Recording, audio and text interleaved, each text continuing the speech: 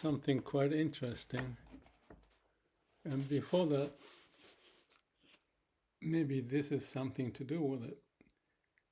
A lady, I believe, commented to one of my videos saying that she felt like I'm a happy person or some such thing, or appreciating life. I forgot exactly the word that she used, but I thought this is one answer to that.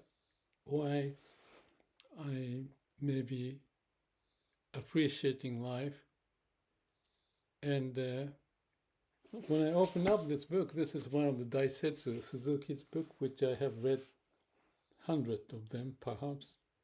And this is one of the book which someone assembled when he was old. And this is amazing that I found that he's talking about, there are lots of other pages here to talk about the spirituality in Japan.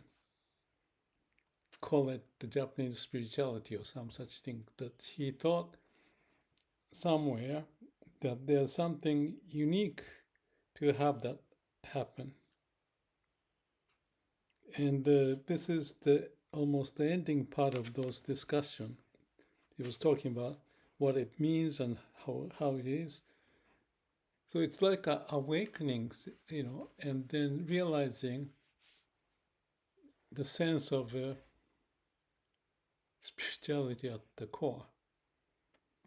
But this sentence is going to be like more interesting, which I had a note before, but I just realized how interesting it is that he's talking about the realization of those Japanese spirituality is more mature, ripe. And then that popped up through Honen, that's one of the monk, and the Shinran. Shinran is for Shin Buddhism. Honen is related to that.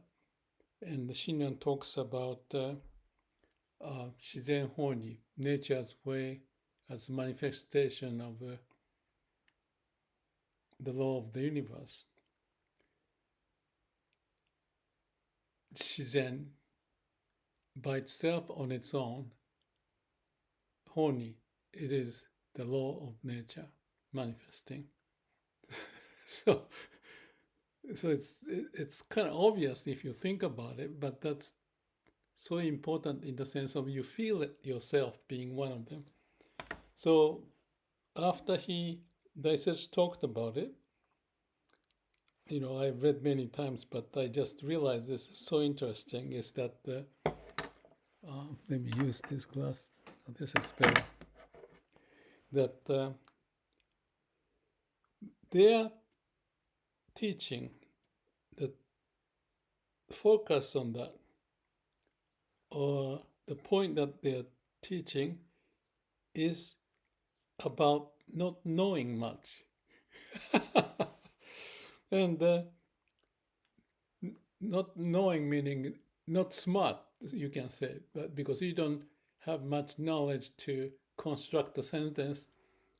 Maybe I feel like that too. So that's why I was thinking maybe my case is related to the age, perhaps.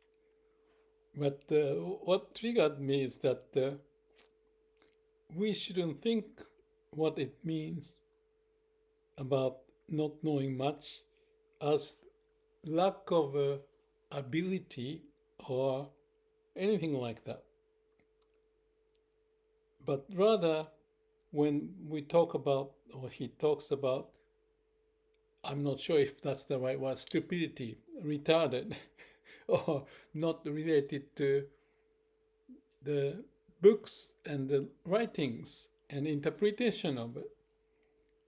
But that has a quality which is beyond good and bad, up and down, winning and losing. Beyond them is the point when that quality pops up, meaning that you don't talk much and talk like you know something, but rather not knowing. Not knowing is a yeah. There are lots of examples like that. Like I think Tao Te Ching, Tao cannot be talked, and also there's a saying that if you know it, you don't speak. If you don't know it, you tend to speak. Something like that. This is very Eastern, less Western, because the Western culture, the religion and so forth, started to develop the Christianity as an example after the division, good and bad and right and wrong, is made. The Eastern religion, according to Daisetsu, which I relate to, is that maybe they look stupid because of this too. That but before the division is where they're basing the spirituality, the core of spirituality, if you want to call that. So for those without knowledge, right and wrong, good and bad, and all of that, they are basically beyond winning and losing. That's what he talks about. Even people may say that end of the world kind of thing may have some meaning for those who are knowledgeable, but when it comes to those who may look dumb and stupid, for them there's no meaning. So it's kind of like ignorance is bliss kind of a notion, but there's a negativity in taking that way, but also a positivity in the sense of aligning with the way of nature. And you are happy being with the way of nature. It's beyond the right and wrong. It's the absolute state of being in that state.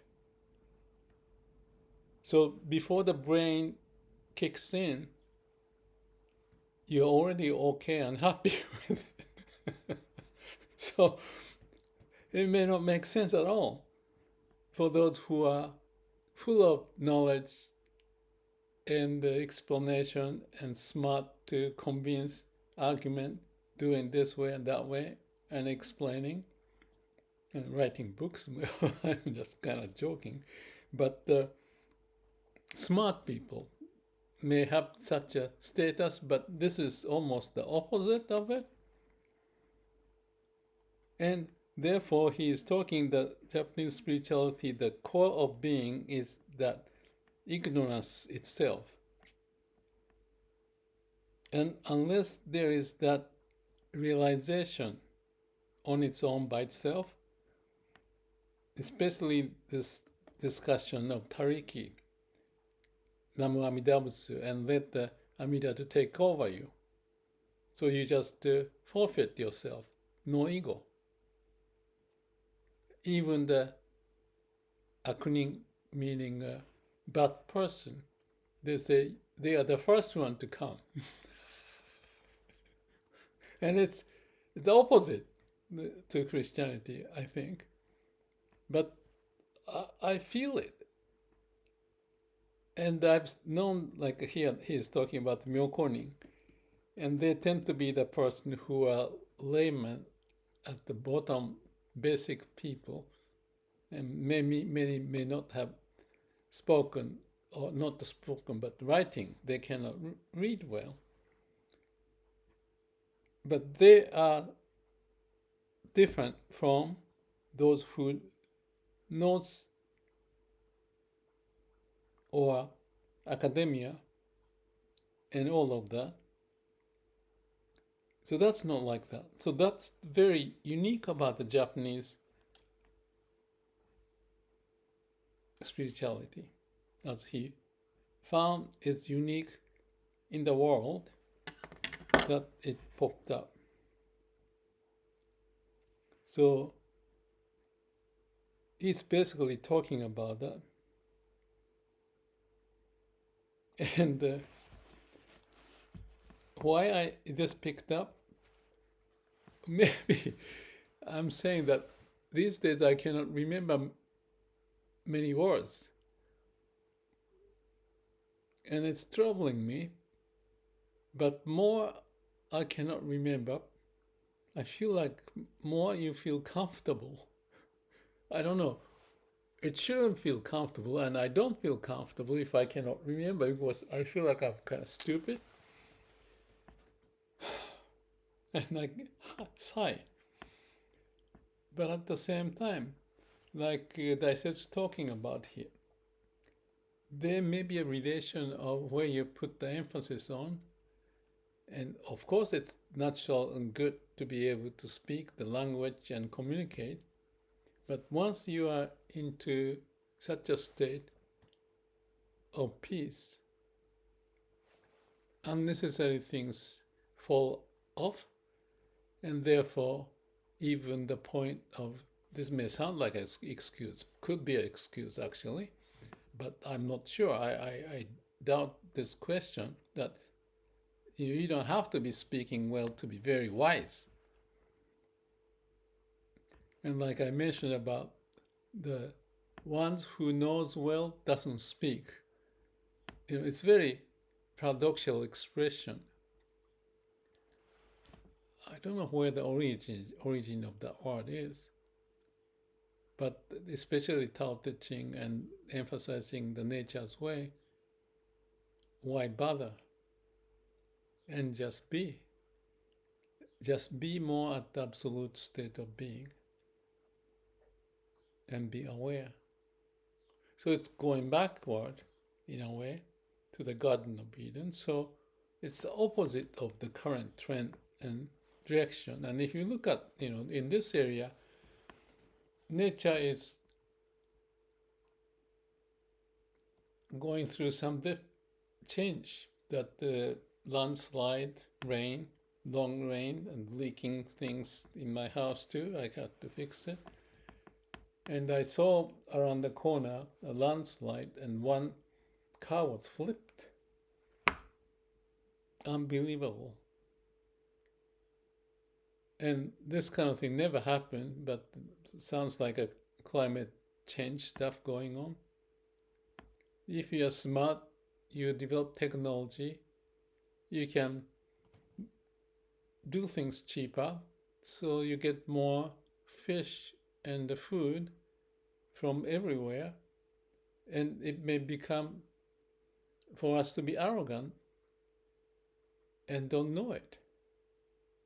And the stupid people may know it because they don't have those luxury. So they have to make out of everything that they've got to live. And they have more connection to the heart and the nature's way. So they may be behaving stupid, may look like it, but be happy. And Daisetsu talks about the Japanese spirituality, even the Shintoism he talks about, have such a root somewhere. And I thought it was interesting to talk, interesting to share in a YouTube, not to justify the stupidity.